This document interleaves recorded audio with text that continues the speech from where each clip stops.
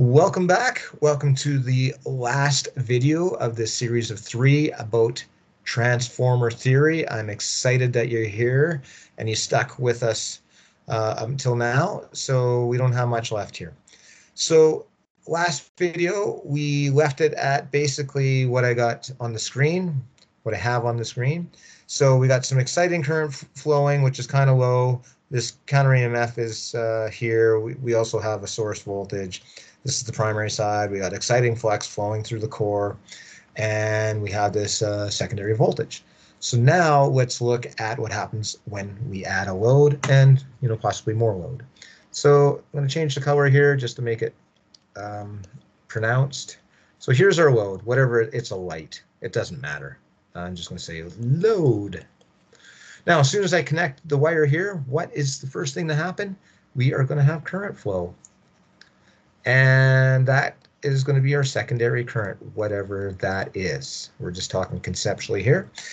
Secondary current is going to flow, and it's going to create its own magnetic field. And the way Lenz's law works, and you can look up what Lenz's law is, but it always goes counter to the source that created it. So this magnetic field, therefore, has to go the opposite direction of the original one that created the voltage, the secondary voltage. So backing up a bit, so the first step in this process is the secondary current will increase. And then the second step is, oh, it doesn't like that. It creates a secondary flux. And that flux is in the opposite direction of the exciting flux, which is from the last video. And, I can draw another arrow down here showing the secondary flux. Okay, and that secondary flux is going to come down, and basically it's going to go against the exciting flux, and there's going to be a flux, basically, which is going to reduce the counter EMF because the secondary flux is going in the opposite direction. So this counter EMF is going to lower, and that is step 3 of this process. Counter EMF is going to lower. Now, what's going to happen is step 4, because this is lower now, we're actually going to get some current flowing through here. And this is just called primary current. And it's going to go in the same direction as the exciting current. The exciting current is always there. We usually associate exciting current just with a not loaded transformer. Under load, depends who you are. I still say the exciting current's there because we still say the exciting flux is there. But the primary current now that's flowing is going to be so much bigger that it doesn't matter. That's PRI for primary. It's all blended in. Let's see if I can fix that a bit here. Whoops. Oh, a little too much. Give me a sec. And erase this and redraw this. So PRI for primary. Okay, so primary current flowing is step 4. Now that's going to create a magnetic field that's going in an opposite direction. Now I'm going to actually change colors on this because it'll make it just a little easier. Whoops, didn't want to do that. Come on, you can do this. Yes. Yeah. Let's do hot pink. Okay, so we got our primary current flowing, and this is step 4, which then is going to create a primary flux in that direction.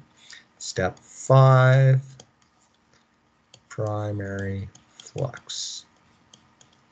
And again, that'll go, in this direction too.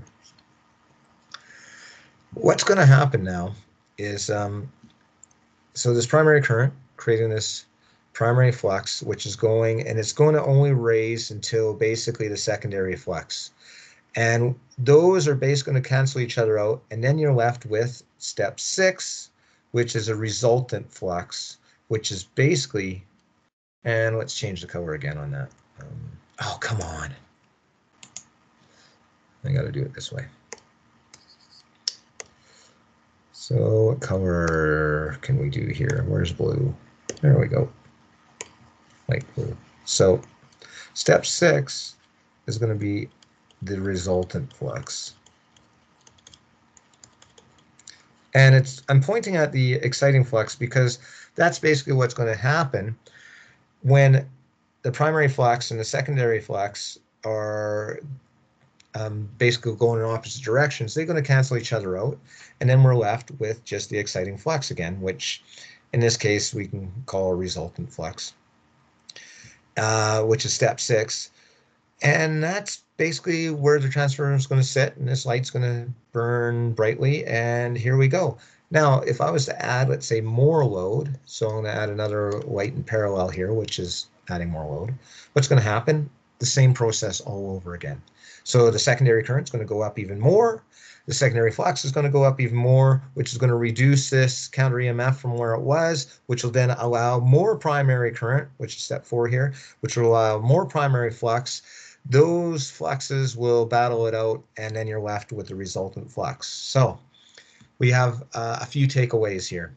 So the first takeaway is the more load on the secondary, or I can just say more load because it's always going to be on the secondary, basically transfers to the primary current. I pri is also going to go up. And I mean, embedded there, a secondary current goes up too. That's the same thing. So as you add more load, that's like secondary current going up. Well, the primary current goes up. And so I already went through that. Number 2 is the core. The magnetic field basically stays the same. So the core flux remains steady. Let's just say is steady. So even though there's a lot of interaction, at the end of it all, and this happens at the speed of light, that magnetic field in the flux is basically going to be the same from no load to full load. Now, there are some nuances. I'm leaving all those out. So some of you guys that know a bit more about the physics on this, that want to correct the details, listen, I'm teaching electricians here. This is all we need to know. If you have some important information to add, absolutely, you can comment on it. But this is all I want to say. Now, there's one other step that I do want to talk about that's important, which leads us to another topic, which I'm not going to talk about here, but you should know about, and what color am I going to use now? Let's see what we have. Let's go with orange, yellow. Is these wires are going to have actually resistance and inductance, inductor reactance, that kind of thing. So I'm just going to draw an R and an XL. And of course, those make up the Z, and it wouldn't just be on the secondary, it'd be on the primary too. And it wouldn't be in this little area, it would be the whole thing, but we need some kind of visual representation. So there we go, there's our Z, our impedance of the wiring, wherever it gets that ohmic value from. That's important to us. Why? Because of volt drop. So now, the volt drop formula is basically I times Z. Now, this isn't the secondary voltage. This is a voltage drop. So in other words, if we add more current through this wire, there's going to be more of a drop in just because of the wire, the makeup of the wire, how it's wrapped and the size of the wire and all that. There's going to be a voltage drop that just, a loss basically that goes into the wire itself. So if that transfers into, let's say, 2 volts, then that's going to be, that secondary voltage is going to be 2 volts less than it should be, or than it would be. So what ends up happening is the more load that we add, the higher the volt drop, which means then the secondary voltage is going to get less. And that is a key takeaway. So as load goes up, the secondary voltage, V secondary, goes down. Now the primary, we don't have to worry about that. That voltage is controlled from a source. If the source is strong enough, it's not going to change. And again, there's some nuances that could be mentioned, But this is really all we need to know. I'm just going to shrink this down so you can see it. Those are the three basic things. And this third part here, as low goes up, the voltage of secondary goes down. That leads us into the percent voltage regulation, which is, you guys can look at another video or other information on that. Okay, that wraps this transformer action series up. So hope you enjoyed it. We'll see you online or in another video.